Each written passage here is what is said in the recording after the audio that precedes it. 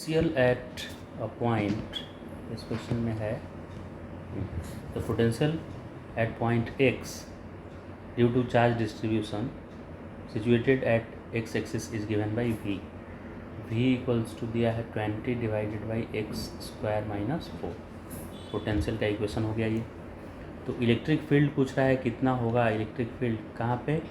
x equal to 4 पे। तो हमको पता है कि ई डी एक्स करते हैं जब हम माइनस लगा कर, और इस केस में यहाँ मैं कॉस थीटा नहीं लिख रहा हूँ, एक्चुअली में ई डी एक्स कॉस थीटा होता है इक्वल टू डी वी, या इस माइनस को इधर ले जाते हैं हम, तो E D X cos theta equal to minus D V होता है। तो इसमें हम लोग थीटा को क्या ले लिए, ज़ीरो, यानी इलेक्ट्रिक फील्ड और ये डिस्प्लेसमेंट सेम डायरेक्शन में मैं ले लिया, E D X cos theta को क्या ले लिया, zero equal to minus D V. तो ई इक्वल टू क्या हो गया, minus D V by D X, यानी डी एक्स अगर पॉजिटिव तो इलेक्ट्रिक फील्ड भी पॉजिटिव की तरफ हो गया, राइट। तो minus D by D X और पोटेंशियल है 20 divide by X square minus 4, 20 divided by X square minus 4, इतना पोटेंशियल गिवन। तो यहाँ से पहले डिफ्रेंशिएट कर ले रहे हैं, ये माइनस बाहर 20 भी बाहर आ जाएगा, डी बाई डी एक्स, और ये ऊपर न्यूमरेटर में आएगा एक्स स्क्वायर माइनस 4 का पावर माइनस 1। तो इसको डिफ्रेंशिएट करने के लिए चेन रूल यूज करना पड़ेगा, क्योंकि देखिए यहाँ x है जबकि यहाँ x नहीं है, खाली x to the power n होता तो मैं फॉर्मूला लगा देता, ये कुछ अलग दिया हुआ है, कॉम्प्लेक्स चीज़ दिया हुआ है तो उसका पावर है। जैसे d बाई डी एक्स खाली साइन x रहेगा ना, साइन x, तो उसका हम लोग जानते हैं कि cos x हो जाता है। लेकिन d बाई डी एक्स, अच्छा e to the power x वाला चलिए करते हैं, e to the power x, इसका क्या हो जाता है, e to the power x same रहता है इसका। लेकिन d by D X E to the power 3x अगर दे देगा तब ई टू दी पावर 3x खाली आंसर नहीं होगा, यहाँ x है, यहाँ x है, तो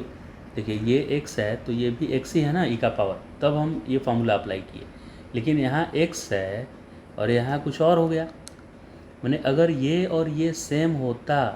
तब मैं e टू दी पावर ये लिख देता, अभी सेम नहीं है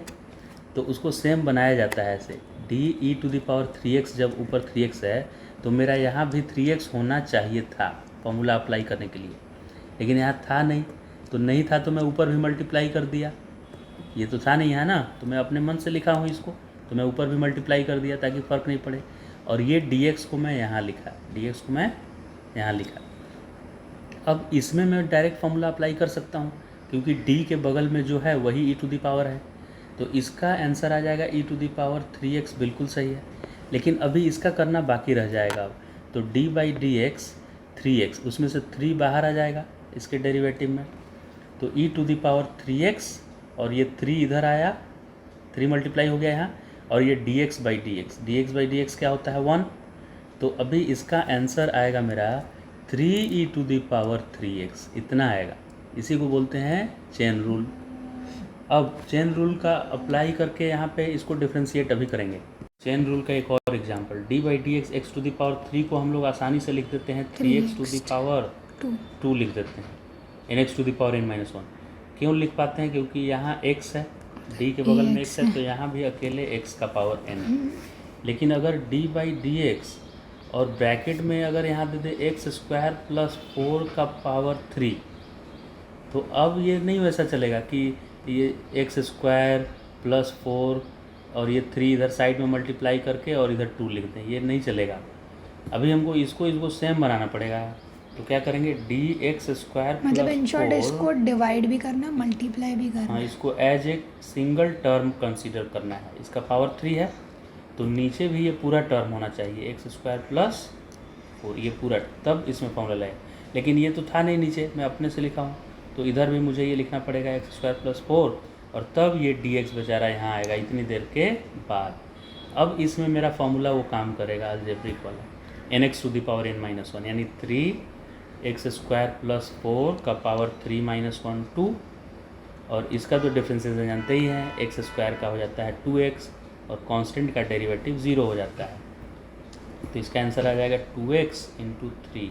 6x हो गया और ब्रैकेट में x² + 4 का पावर 2, इतना आंसर होगा इसका। अब जो रियल में हमारा क्वेश्चन था उसका कैसे होगा, तो -20, ठीक है। अब चेन रूल लगाना है, तो d x² - 4 का -1 डिवाइडेड बाई d x² - 4 है ना। जो यहाँ है वही मैं नीचे लिख दिया, और ये पहले नहीं था यहाँ, इसलिए इसको मल्टीप्लाई भी करेंगे, डिवाइड बाई dx, ये वाला dx लास्ट में यहाँ लिखे, -20, इसमें nx⁻n - 1 लेंगे, ये सिंपल एक टर्म है ऐसे,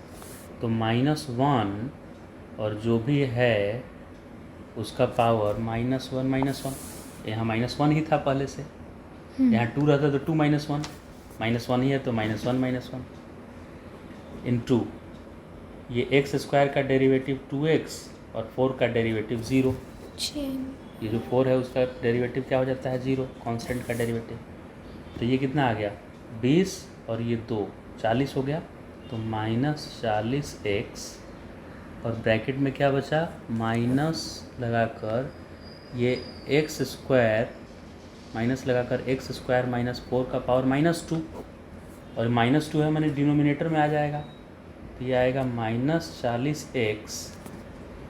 ऐसा करते हैं, इस माइनस से इस माइनस को प्लस कर दीजिए कैंसिल करके, ठीक है, +40x आ गया और डिवाइडेड बाई x² - 4 का स्क्वायर, ये -2 था तो डिनोमिनेटर में लाएंगे तो +2 हो गया।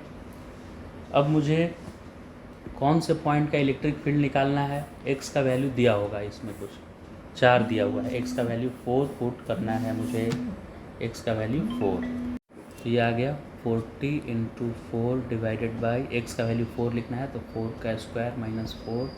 और इसका भी स्क्वायर 160 डिवाइड बाई 16 - 4 का होल स्क्वायर, तो 160/16 में से 4 गया 12 का स्क्वायर 144, तो इलेक्ट्रिक फील्ड का आया वैल्यू 160/144। तो इसको सिंप्लीफाई किए तो आंसर आ गया हमारा 10/9। तो इलेक्ट्रिक फील्ड का वैल्यू कितना आया 10/9। अब ऑप्शन में चलते हैं, 10/9 तो आया, लेकिन ऑप्शन में यहाँ दिया हुआ है 10/9 और डायरेक्शन भी दिया है कि +x में होगा कि -x में होगा, ये सब भी दिया हुआ है। तो ये कैसे चेक करेंगे, तो x के बारे में यहाँ सोचिए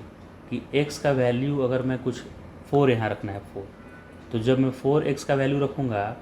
तो जितना भी पोटेंशियल का वैल्यू आएगा, अगर 4 से ज़्यादा रखूँगा अगर मैं, तो डिनोमिनेटर ज़्यादा आएगा, तो डिवाइड ज़्यादा होगा यानी ये कम आ जाएगा, यानी पोटेंशियल कम होगा। तो मैं जैसे जैसे पॉजिटिव x की तरफ बढ़ रहा हूँ, 4 के बाद मैं 6 की तरफ बढ़ रहा हूँ, तो इसका पोटेंशियल का वैल्यू घट रहा है, और जिधर पोटेंशियल कम होता है इलेक्ट्रिक फील्ड उधर ही होता है जिधर पोटेंशियल कम होता है। इसका मतलब कि पॉजिटिव x में मैं जब जा रहा हूँ +4 से +6 की तरफ, तो पोटेंशियल कम हो रहा है यानी इलेक्ट्रिक फील्ड पॉजिटिव x की तरफ है, तो ये पॉजिटिव x डायरेक्शन में इलेक्ट्रिक फील्ड होगा। और मैग्नीट्यूड तो अभी निकाले ही हम 10/9, तो फर्स्ट ऑप्शन करेक्ट हो गया।